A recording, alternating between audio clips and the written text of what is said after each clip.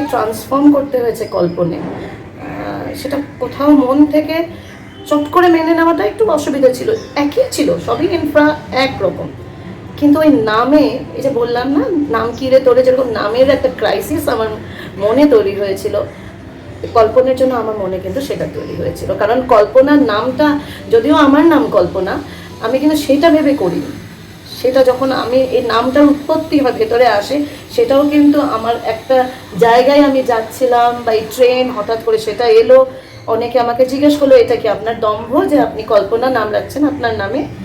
তো এটা অ্যাকচুয়ালি আমার দম্ভ নয়। কল্পনা ছাড়া যে কোনো ক্রিয়েটিভ কাজ কখনোই সম্ভব নয়, বা সে যে কোনো কাজে ট্রেটে থাকুক, কালচারাল ট্রেটে, কল্পনা একজন সাধারণ মানুষেরও হতে পারে।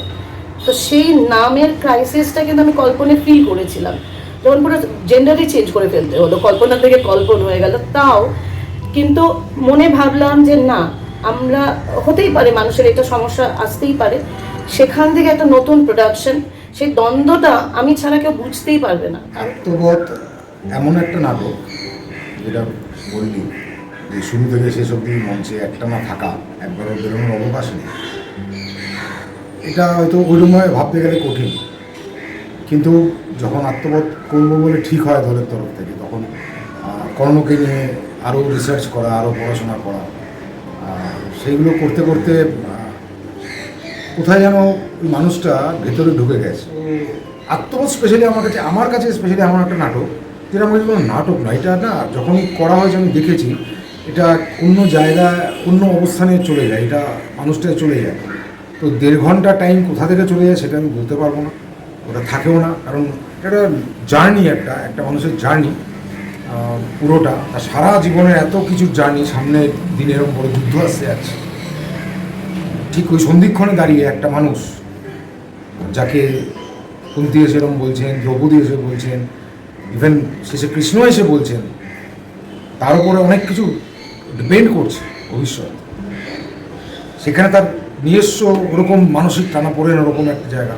তো এইটা ভয়ঙ্করভাবে, মানে এটার ভেতরে খুব বেশিভাবে জড়িয়ে থাকার একটা ব্যাপার আছে, যেটা ঠিক অন্যান্য চরিত্রের মতো নয় আমার কাছে। কর্ণ ইজ সামথিং এলস।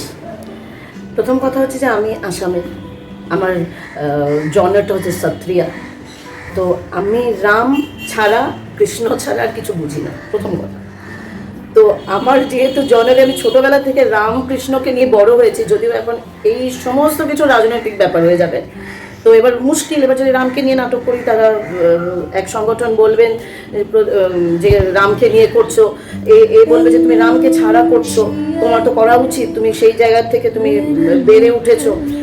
সেই জন্যই এইসব কন্ট্রোভার্সিতে আমি যাই না, but still I love to do classic, কারণ এই দুটো এলিমেন্ট আমাদের কাছে আছে ভারতীয় লোকের কাছে, যে কোনো জায়গায় যে এক্সপ্লোর করার জন্য, এক্সপেরিমেন্ট করার জন্য সবচেয়ে কাজে লাগার এই দুটো সাবজেক্ট, যে রামায়ণ আর মহাভারত। এখানে কি নেই, ভয় পাই এখন রামায়ণ করতে, সেটাও তো একটা রাজনৈতিক বার্তা, তাই না? তো এত ভালো সমস্ত কিছু কন্টেম্পোরারি, যা যা লোকে খোঁজে, যার যে সূক্ষ্ম বিচারগুলো আমরা করতে চাই থ্রু থিয়েটার, যে ভ্যালিউসগুলো পৌঁছতে চাই, সেগুলো কিন্তু আমরা ক্লাসিকেই পাই। আর তার জন্য আমার ভীষণ ইন্টারেস্ট। আর আমি ভাবি যে সমস্ত কিছু এখনের কথা, সেই যুগে, সত্যযুগ, তাপর যুগ, তখন সেই যুগগুলোতেও ছিল, এখনও কিন্তু তার কোনো পরিবর্তন হয়নি। হয়তো কিছু কিছু টুকটাক পরিবর্তন ছাড়া মানসিক একই রকম আছি। সেই জন্যই আমি ভাবি যে আর ওগুলোকে প্রিজার্ভ করার আমার একটা টেন্ডেন্সি, একজন ভারতীয় হিসাবে। এত রিচ কালচার আমাদের, এত কিছু আমরা ইনহেরিট করি, তার জন্য আমার তাতে কোনো অসুবিধা নেই।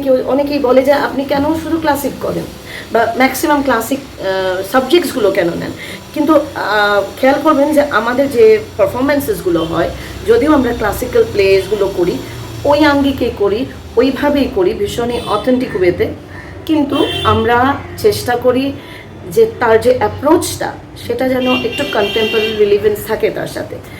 তার কিছু লাইন্সে পাবেন, বা শেষে আপনারা বেরিয়ে যখন যাবেন, আপনারা একটু ভাবলেই বুঝতে পারবেন যে সেটা আমরা কন্টেম্পোরারি কীভাবে রিলিভেন্ট করি।